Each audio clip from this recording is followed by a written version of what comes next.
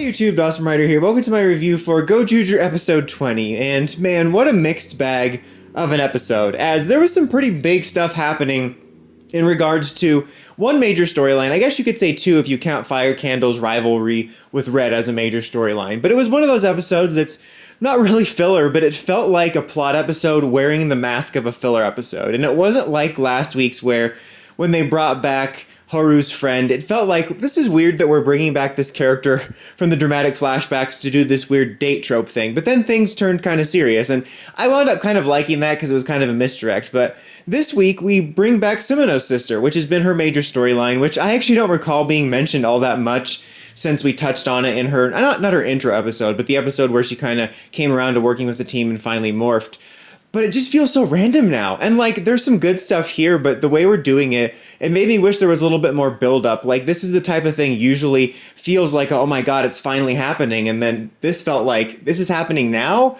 And I know there was like theories of like it could be bouquet or something, or I don't know. I'm glad it's somebody different, and I like some ideas here, but it just feels weird to have this big plot moment happen during a very classic Gozyuger dumb episode, where it's like the monsters making them do dumb, outlandish stuff, and I feel like it just gets in the way of making everything else have impact, as there's interesting stuff here. Obviously, her sister coming back, her sister doesn't remember her, and it has something to do with the fact that she was brought back by the ring, like she was in a coma somewhere, and then putting on the ring allows her to exist again or be conscious, but she can't remember anything as a result. Like, that's interesting stuff, but it's all undermined by all this silly shit going on. Like, it's so funny because I'm trying so hard to stay positive with the show. I'm not hating it, but I was going in with a positive attitude with this show, thinking that I was just going to be embracing the kind of nonsense that comes with Toku Anniversary crossovers, as the writing is very rarely good. It's just kind of messy, but you can have a good time if you lean into it and the crossover elements and all that stuff. But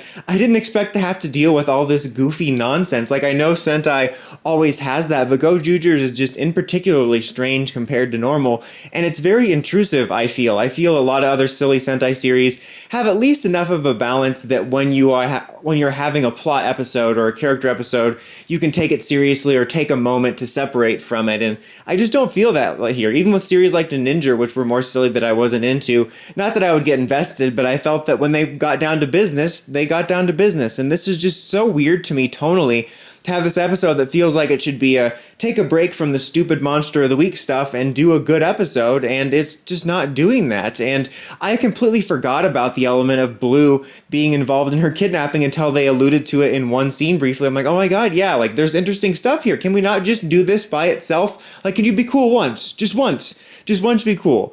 And I like the idea of her sister being one of the Universe Reds, and we'll see how it plays out next week. And I know some of the point of these Universe Reds is obviously them collecting rings, but I wish we had this more like rotating, reoccurring cast of Reds that were in there. Like, have a set of disposable ones. I mean, we have 50 plus of them, so you can have disposable ones, but then it would be neat to have reoccurring Red rivals that were also vying for the rings, like keep Don Momotaro guy around longer. It would be cool to have Taya be reoccurring. Like I've said before, I would have loved to have other past Sentai actors, whether they were Reds or not, be ones, and play into that mystery. Having her sister as female Shinken Red, one of the rivals, would be such a cool reoccurring kind of antagonist for them in a way, and then Fire Candle at the end also becoming one. It's just, I don't know, there's just so much potential here, and it's being stopped by stupid. It was cool to see her as Shinken Red a little bit, you know, again, undermined a bit by all the silliness, and I don't know what a garu is or whatever they were talking about. I guess it's some sort of fashion girl, I don't know. There was some sort of nice message there about living in the moment, but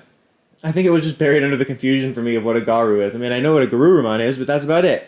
But it's funny because this is a case where seeing a variant, like a female suit variant for this isn't special, because we did get female Shinken Red. Like when we got the Car Ranger female variant, I was like, oh, that's cool. I mean, we might have done a Gokai change for that, but I don't remember. It's been a long time. But, you know, that's not something you usually see. But Shinken Red, we had both. And I feel like that was in part a little bit of a tribute, where we had her show up and then Fire Candle transform into the male version at the end and be like, it's the real Shinken Red. So that was kind of cool. And I like the idea of Fire Candle wanting to become one of the Reds. I honestly thought he was going to steal one of the rings Bouquet was holding, which I almost would have preferred. Admittedly, it was kind of interesting to see someone wearing at least a version of the Shinken Red costume with his body language, because, you know, Shinken Red usually has such a deliberate body language. It's very, like, stiff and heroic. And, you know, even when you have someone like Marvelous transforming into him, he doesn't have necessarily the same personality, but it's not that vastly different of a body language. So this is pretty different body language than I've ever seen from someone wearing this version of the suit. And it was a good place to leave the episode off on, because with him having the ring, now she slips back into a coma.